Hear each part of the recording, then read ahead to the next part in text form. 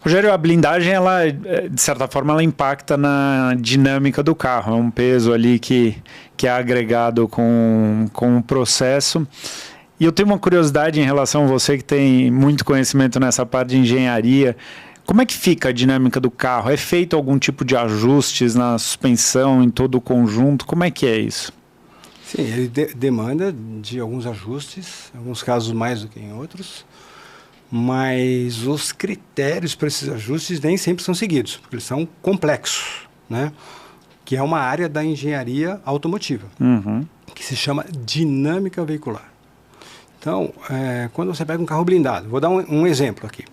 Aí o carro ficou baixo, um pouquinho baixo, né? Raspou na garagem lá do usuário, numa lombada, e falou, olha, ficou baixo meu carro. Não, tranquilo, vem aqui que eu ponho umas molas reforçadas e tal. Põe uma mola reforçada. Se o usuário faz o teste novamente com o carro, pô, não raspou mais, tá perfeito, até o carro ficou mais firminho, parece um kart aqui, tá fazendo curva melhor. Tá, só que aí ele tá numa certa situação em alta velocidade e por algum acidente de percurso ali, um cachorro que atravessa a estrada, um pequeno acidente na frente dele, ele precisa fazer uma manobra brusca em alta velocidade, ele vê que o carro está fora de controle. Se der tudo certo, ele vai sair daquela ileso, mas pode ser que não dê. Aí ele não vai entender nada o que aconteceu. Falou, meu carro não ficou até mais estável? Essa é a questão da dinâmica veicular. A dinâmica veicular é um conjunto de equações interdependentes que você mexe numa, altera a outra. Então, você precisa ter o conhecimento disso. Então, o exemplo desse reforço de mola. Quando você insere massa no carro, você aumenta o peso do carro, uma das equações que você mexe é no coeficiente de amortecimento. Quando você coloca massa no carro, esse coeficiente de amortecimento cai, derruba. Porque na equação do coeficiente de amortecimento, a massa está do lado de baixo, ali da fração. Só que nessa mesma equação, o rate da mola está do mesmo lado. Então, quando alguém põe uma mola reforçada, ele derruba de novo. Mais uma vez, ele dá uma ferrada naquela equação, para o lado ruim. Então, fala, mas não ficou bom o carro? Ele testou? Sim, porque a dinâmica veicular, o próprio nome diz, dinâmica é velocidade. Quando você está numa situação de baixa velocidade, você está entre o estático e o dinâmico. Você está em situações intermediárias onde a dinâmica não predomina. Essas equações não estão tão valendo. Elas começam a valer, mas devagarzinho, gradativamente. E elas vão ficar no máximo em alta velocidade. Então, um erro de projeto, um erro de reprojeto, que no caso da blindagem é um reprojeto, é uma adaptação. Esse erro de reprojeto ele pode ficar muito crítico em altas velocidades, comprometendo a segurança do carro. Então, no mínimo, o engenheiro tem que entender o que ele está fazendo. Se ele aumenta, diminui o coeficiente de amortecimento porque ele aumentou a massa e depois ele diminui de novo porque ele mexeu na mola, ele teria que trabalhar no próprio amortecimento, o que não é fácil. Sim. Você não tem disponível componentes para todos os carros de prateleira. Dá muito trabalho você alterar.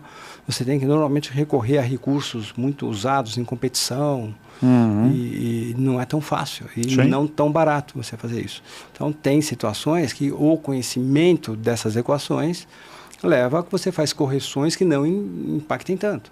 Você tem algumas grandezas dessa mola que você pode trabalhar para recuperar a altura com nenhuma alteração do rate da mola. Ou com uma alteração muito sutil, muito pequena, que vai ficar dentro da margem de segurança do projeto original do carro. E mesmo assim, por exemplo, a altura livre da mola é uma grandeza que você pode alterar.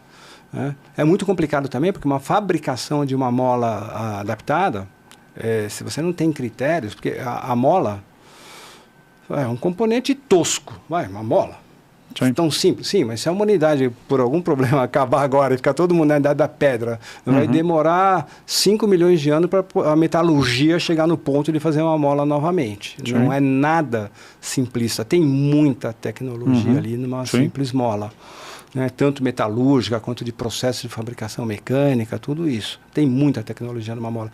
Então, um fabricante de mola não pode ser um fabricante com recursos tecnológicos que vai conseguir fazer avaliação daquele material, ver se ele não tem alguma interrupção na cadeia do metal ali, que vai ali começar uma trinca e essa mola pode quebrar, ela pode ceder, ela pode... Então, todo um conhecimento metalúrgico muito complexo, muita tecnologia. Então, às vezes também não é fácil você, né, desenvolver um fornecedor para essa mola do jeito que você quer.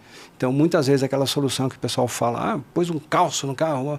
Não, o calço tem, sim, uma série...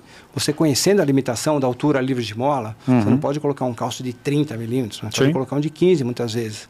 E por que um calço muitas vezes ele é tido como um palavrão? Porque o camarada põe um calço sem critério, aí ele dança na base, escapa, vai causar ruído, pode causar travamento, mau funcionamento da suspensão numa hora crítica.